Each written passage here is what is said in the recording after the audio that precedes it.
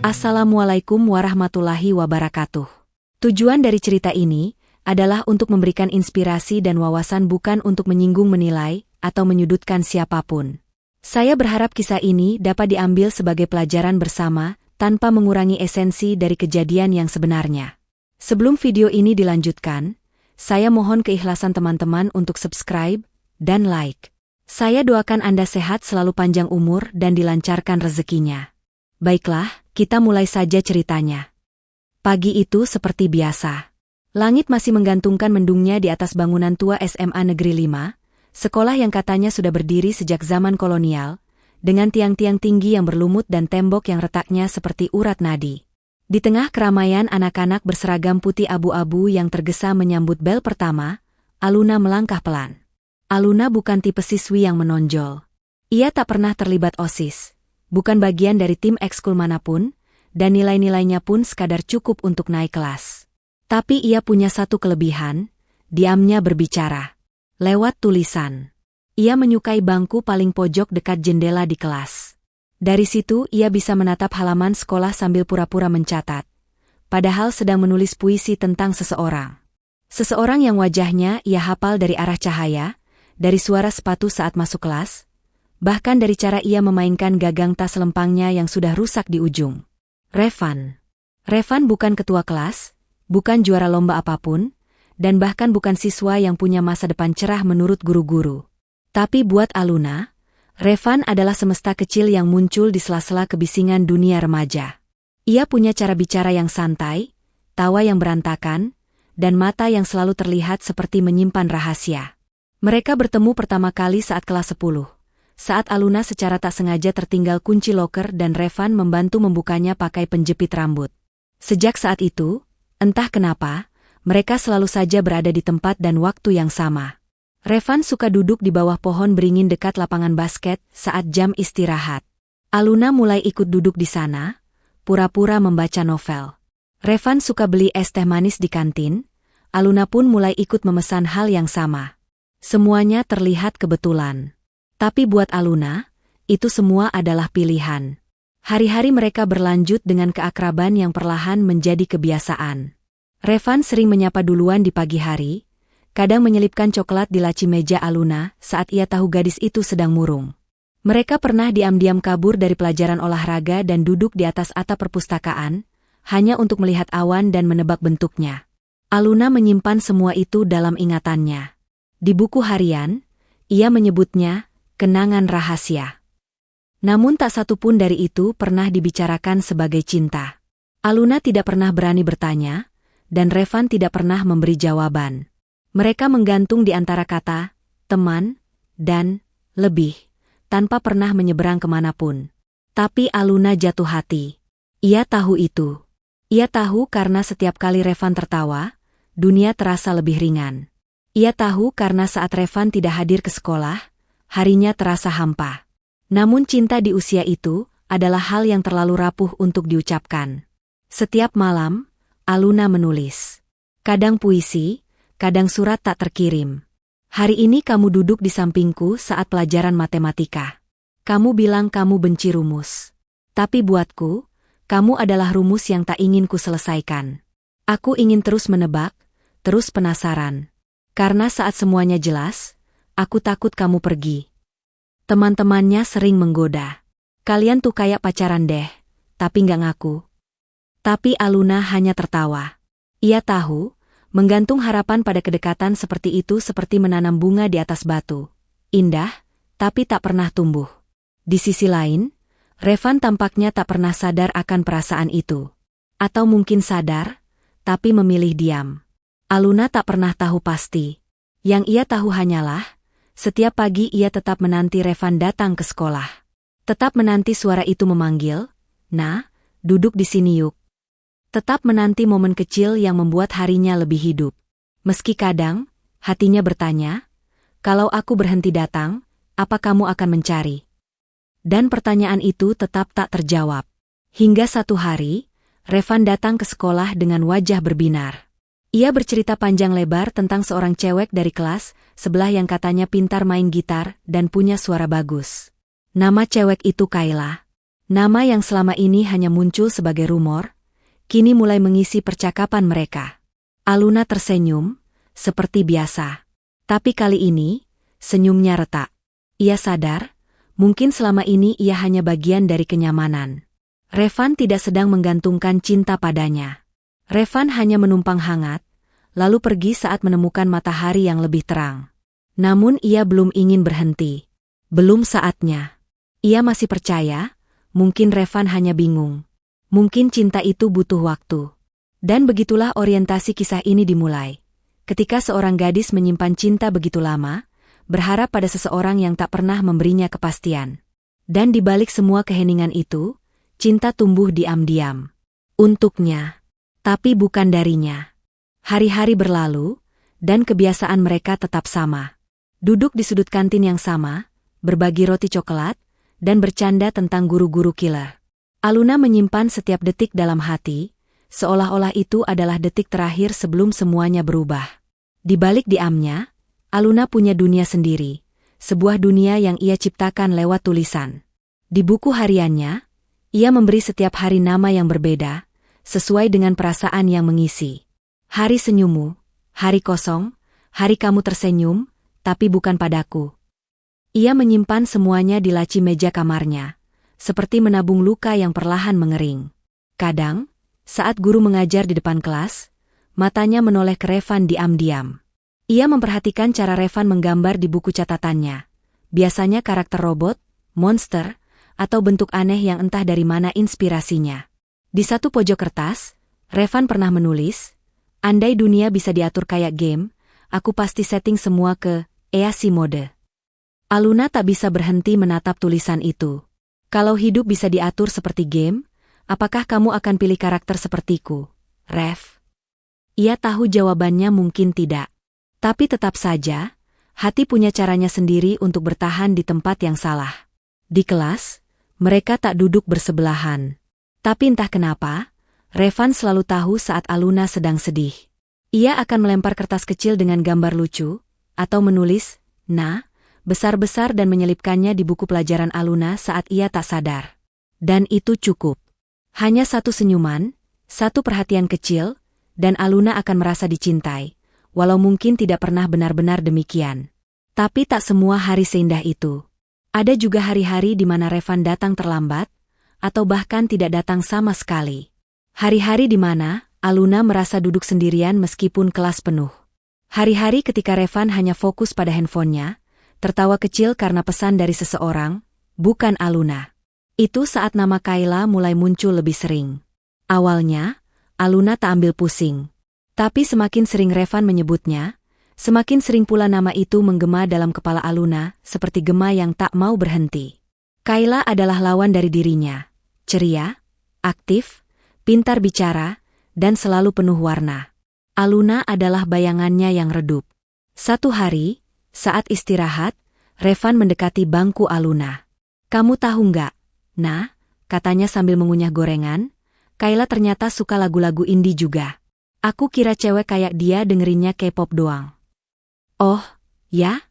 jawab Aluna, mencoba terdengar biasa saja. "Iya, dan dia pernah nonton konser Barasuara. Gila, keren banget, ya?" Aluna hanya mengangguk. Tapi dalam hatinya, ia ingin bertanya, "Kenapa kamu nggak pernah lihat aku juga suka itu, Rev? Padahal aku pernah cerita. Bahkan aku pernah kasih kamu link playlistku." Namun suara itu hanya sampai di kerongkongan. Tak pernah keluar. Di rumah, Aluna mulai menyalahkan dirinya sendiri. Mungkin ia kurang cantik. Mungkin ia terlalu pendiam. Mungkin Revan memang butuh sosok seperti Kayla. Bukan dirinya yang hanya bisa menyampaikan perasaan lewat puisi diam-diam. Tapi tetap saja, setiap pagi, ia tetap berdandan sedikit lebih lama. Memastikan poninya rapi, lip balmnya tidak terlalu mencolok, dan seragamnya tidak kusut. Ia tahu Revan mungkin tak memperhatikan. Tapi siapa tahu, hari itu adalah hari Revan akhirnya sadar. Tapi pagi itu berbeda. Revan tidak menemuinya seperti biasa. Ia hanya melambaikan tangan dari kejauhan, lalu berjalan menuju Kayla, yang berdiri menunggu di dekat pagar sekolah. Itu hari pertama Aluna merasa benar-benar sendirian. Malam itu, Aluna membuka kembali semua puisi yang ia tulis untuk Revan. Ia membaca satu persatu, mencoba mengingat setiap momen yang membuatnya jatuh cinta. Tapi yang tersisa hanya perih. Bukan karena Revan menyakitinya secara langsung, tapi karena ia berharap terlalu banyak dari seseorang yang tidak pernah menjanjikan apapun. Ibunya mengetuk pintu. "Kamu belum tidur, Nah?" "Belum, Bu." "Kamu kenapa? Dari tadi bengong terus." "Enggak, cuma capek sekolah." Ibunya tersenyum, lalu duduk di tepi tempat tidur. "Enggak semua orang bisa paham perasaan kita, Nak. Tapi bukan berarti perasaanmu salah." Aluna mengangguk. Tapi air matanya mulai jatuh tanpa ia sadari. "Untukku, kamu tak pernah punya cinta. Tapi untukmu, aku selalu punya waktu, perhatian, dan harapan.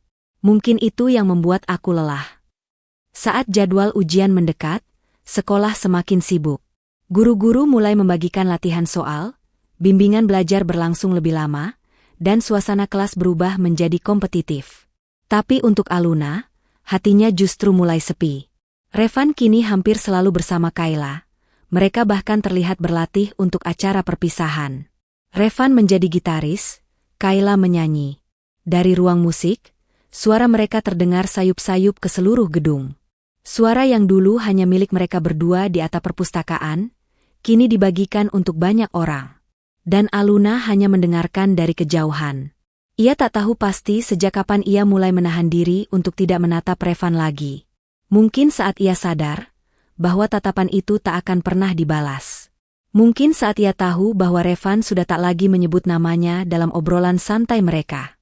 Mungkin saat Revan mulai membicarakan Kayla seolah-olah ia adalah dunia baru yang tak perlu lagi masa lalu. Dan saat itulah, Aluna tahu, cinta yang ia simpan selama 2 tahun ini adalah cinta yang tak pernah diminta untuk tumbuh. Ia menanam sendiri, menyiram sendiri, dan berharap sendiri. Ia mencintai Revan dalam diam, tapi Revan tidak pernah benar-benar melihat. Suatu siang, hujan turun deras. Sekolah sepi karena jam pelajaran terakhir dibatalkan. Aluna duduk di perpustakaan, menulis satu kalimat terakhir di buku puisinya. "Untukku, kamu tak pernah punya cinta. Tapi aku tetap bersyukur pernah mengenalmu. Karena dari semua luka, kamu tetap yang paling indah." Dan begitulah, orientasi cerita ini ditutup. Bukan dengan awal kisah cinta yang manis, tapi dengan awal dari kehilangan yang pelan-pelan menyadarkan bahwa tidak semua cinta harus memiliki akhir yang bahagia. Hari-hari terasa lebih lambat ketika Aluna mulai belajar melepaskan. Rasanya seperti mencoba berjalan di pasir basah, berat, lengket, dan setiap langkah membuatmu bertanya, untuk apa aku tetap bertahan di sini? Tapi cinta memang bukan soal logika. Ia seperti penyakit yang membuatmu sadar kamu sakit, tapi tetap tidak ingin sembuh. Sejak saat itu, Aluna mulai menjaga jarak. Bukan karena ia membenci Revan, tetapi karena ia mulai mencintai dirinya sendiri. Ia tidak ingin terus menjadi tempat singgah, tempat nyaman yang hanya dikunjungi ketika dunia sedang membosankan. Ia ingin menjadi seseorang yang dicari, bukan sekadar ditemui ketika tidak ada Kayla di sekitar. Namun melepaskan ternyata tak semudah itu. Satu hari di bulan Februari, mendekati perayaan Hari Kasih Sayang, seluruh sekolah dipenuhi oleh pernak-pernik merah muda. Di papan mading, sudah terpampang nama-nama pasangan yang akan tampil dalam acara Valentine's Talent Show. Dan nama Kayla Revan terpampang jelas di barisan atas. Aluna terpaku menatap nama itu. Tiba-tiba dunia seperti mengecil dan suara tawa teman-temannya berubah menjadi gema yang memekakan. "Lihat tuh, akhirnya jadian juga mereka ya?" celetuk seseorang. "Fix. Dari dulu juga udah kelihatan kok. Tinggal nunggu waktu aja." Aluna pura-pura menertawakan komentar itu. Tapi hatinya seperti ditampar keras. Jadi selama ini, bukan hanya hayalan, semua kedekatan itu ternyata memang menuju satu hal, cinta yang bukan untuknya. Sore itu, saat langit mendung, Aluna pulang sekolah lebih cepat. Ia melewati bangku tua di dekat taman belakang sekolah, tempat ia dan Revan dulu sering duduk diam, memandangi senja sambil makan keripik singkong. Kini bangku itu kosong. Seperti hatinya. Malamnya, Aluna menulis surat. Untuk Revan. Terima kasih sudah membuat 2 tahun terakhir ini terasa hidup. Terima kasih untuk perhatian kecilmu, tawa yang kamu bagi, dan diam-diam yang hangat. Tapi mulai malam ini, aku ingin berhenti berharap. Karena menunggu seseorang yang bahkan tak pernah melihat ke arahmu, adalah bentuk paling sunyi dari mencintai. Aluna. Ia tidak pernah mengirim surat itu. Ia hanya melipatnya, menyimpannya di dalam buku harian, seperti semua perasaannya selama ini. Diam dan tak terlihat. Namun dunia punya cara aneh mempermainkan hati manusia. Keesokan harinya, Revan tiba-tiba menghampiri Aluna di bangku kelas. "Hei, Nah," katanya pelan. "Kamu kenapa akhir-akhir ini kayak ngejauh?" Aluna diam sejenak. Ingin rasanya menjawab, karena kamu akhirnya memilih dia. Tapi yang keluar hanyalah, "Enggak, aku cuma lagi banyak pikiran aja." Revan tampak ragu, lalu duduk di sampingnya. "Aku pengen cerita, tapi takut ganggu kamu." Aluna menoleh. "Ceritain aja, aku masih bisa dengerin." Revan tersenyum, dan dari senyuman itu, Aluna tahu bahwa ia masih berharap. Harapan kecil yang menyakitkan tapi tak bisa ia buang begitu saja. "Kemarin aku nembak Kayla," ucap Revan akhirnya. Aluna mengangguk, meski matanya mulai panas. "Terus?" Dia belum jawab sih. Tapi aku ngerasa, mungkin dia nggak punya perasaan yang sama. Aluna mengerutkan kening. "Kok bisa?" Revan menghela napas. "Dia bilang aku terlalu santai, nggak serius. Katanya, dia butuh cowok yang bisa bikin dia yakin sama masa depan. Sementara aku, lulus aja belum jelas." Aluna tertawa kecil, bukan karena lucu, tapi karena dunia seolah sedang bermain-main dengannya. Selama ini, ia pikir Revan sudah benar-benar mendapatkan Kayla. Tapi ternyata, cinta yang ia takutkan telah dimenangkan itu, juga ditolak. Namun, bukankah seharusnya ia bahagia? Tidak. Yang Aluna rasakan justru kosong. Karena walau Kayla menolak, bukan berarti Revan akan datang padanya. Ia tahu, ia bukan pilihan kedua. Ia bukan pilihan sama sekali. Revan menatap Aluna. "Kamu sendiri gimana? Pernah suka sama siapa di sekolah ini?" Aluna terdiam. Dadanya terasa sesak. Ia ingin menjawab, "Kamu?" Tapi yang keluar hanyalah, "Nggak ada." Waktu berjalan. Detik demi detik, bulan demi bulan. Ujian nasional semakin dekat. Semua siswa mulai sibuk belajar, les tambahan, dan memikirkan masa depan. Tapi bagi Aluna, masa depan masih terlihat kabur. Bukan karena ia tak punya tujuan, tapi karena hatinya masih tertinggal di masa lalu. Hubungannya dengan Revan perlahan membaik, seperti teman biasa. Mereka mulai kembali berbincang, tapi tanpa kehangatan seperti dulu. Tanpa momen-momen kecil yang membuat hati Aluna berdetak lebih cepat. Tanpa harapan. Suatu hari, Revan mengajak Aluna bicara di kantin. "Kamu mau tahu sesuatu?" katanya pelan. "Apa?" "Kayla ternyata udah dekat sama anak kelas 12 IPA 1. Jadi kemarin dia beneran nolak aku." Aluna menatapnya. "Kamu sedih?" Revan mengangkat bahu. "Ya, mungkin. Tapi aku juga ngerasa, ternyata, rasa suka itu bisa berubah ya." Aluna tersenyum pahit. "Bisa berubah, kecuali perasaanku ke kamu." Tapi lagi-lagi, itu hanya suara dalam hati. Malam itu, Aluna menulis lagi. "Mencintai seseorang yang tidak mencintaimu memang menyakitkan. Tapi lebih menyakitkan lagi saat kamu sudah mencoba mengikhlaskan, lalu orang itu kembali, bukan untuk mencintai, tapi untuk sekadar merasa ditemani." Ia mulai sadar bahwa perasaannya pada Revan bukan hanya tentang cinta yang tak terbalas, tapi juga tentang kehilangan dirinya sendiri dalam proses mencintai. Ia telah menjadi bayangan dari dirinya yang dulu, seorang gadis yang berani menulis, berani bermimpi, dan percaya pada cinta. Sekarang, ia hanya merasa kecil. Suatu hari menjelang kelulusan, sekolah mengadakan acara class meeting. Aluna ditunjuk sebagai tim dokumentasi kelas. Ia memotret teman-temannya yang bermain futsal, menyusun video kenangan, dan merekam gelak tawa yang akan segera jadi masa lalu. Saat menyunting video, ia menemukan rekaman kecil. Revan sedang duduk sendiri di pinggir lapangan, melihat ke arah Aluna yang tak sadar kamera sedang merekam. Wajah Revan tenang, tapi ada tatapan yang membuat Aluna terdiam.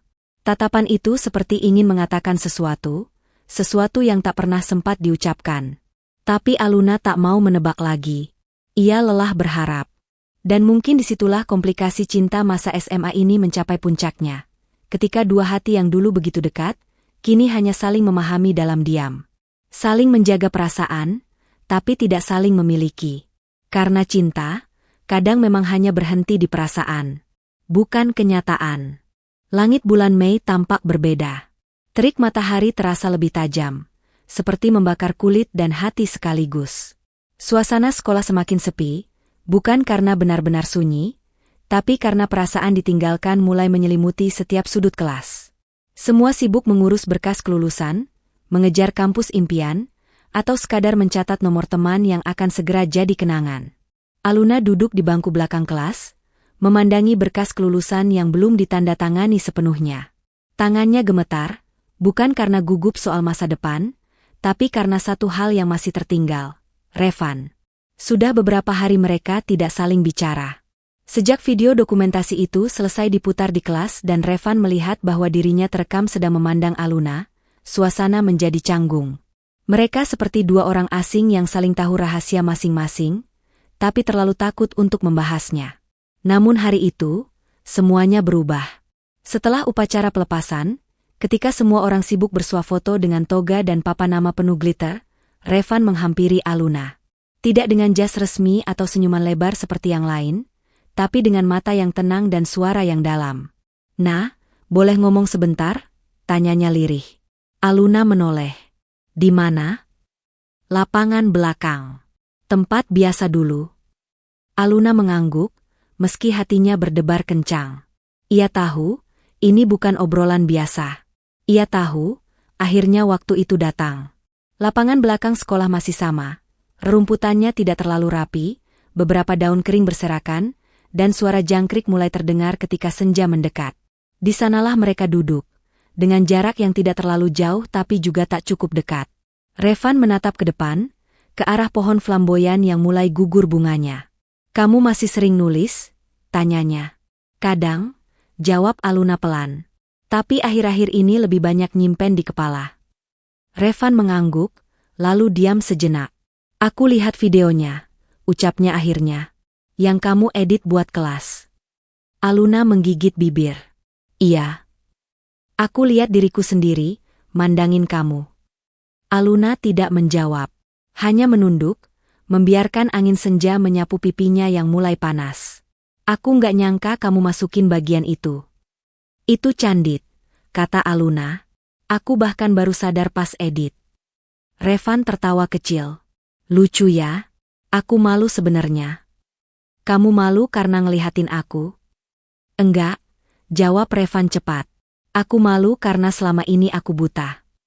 Aluna mengerutkan kening. "Buta?" "Iya. Buta karena terlalu sibuk ngejar yang gak pernah benar-benar ngelihat aku. Sementara ada orang yang selalu ada, selalu dengerin, dan selalu percaya, tapi aku malah ngelewatin dia." Hening. Jantung Aluna berdetak semakin cepat. Ia menatap Revan, yang kini balas menatapnya. Tatapan itu bukan lagi seperti dulu, bukan tatapan sahabat, bukan tatapan pelarian. Itu tatapan seseorang yang akhirnya menyadari sesuatu yang lama ia abaikan. "Kenapa baru sekarang, Van?" bisik Aluna. Revan menghela napas. "Karena aku baru ngerti perasaan ini bukan sekadar nyaman. Bukan cuma kebiasaan. Tapi kehilanganmu, itu hal paling sunyi yang pernah aku rasain." Aluna menggeleng pelan. "Tapi kamu nggak kehilangan aku. Aku masih di sini." "Fisiknya iya," kata Revan. "Tapi hatimu, aku rasa udah nggak lagi." Air mata mulai menggenang di mata Aluna. "Kamu nggak pernah ngasih aku kesempatan buat nunjukin semuanya, Van. Kamu terlalu sibuk ngejar Kayla, ngejar harapan yang kamu pikir kamu butuh. Padahal aku cuma pengen kamu noleh sedikit. Lihat aku sebagai aku." Revan mendekat. "Sekarang aku lihat, nah, sekarang aku sadar." Aluna mundur sedikit. "Tapi sekarang udah telat." "Kenapa telat?" Revan panik. Karena aku udah belajar mencintai diriku sendiri, jawab Aluna. Aku nggak mau lagi nunggu seseorang yang baru sadar setelah semuanya hampir selesai. Revan terdiam. Mulutnya terbuka sedikit, tapi tak ada kata yang keluar.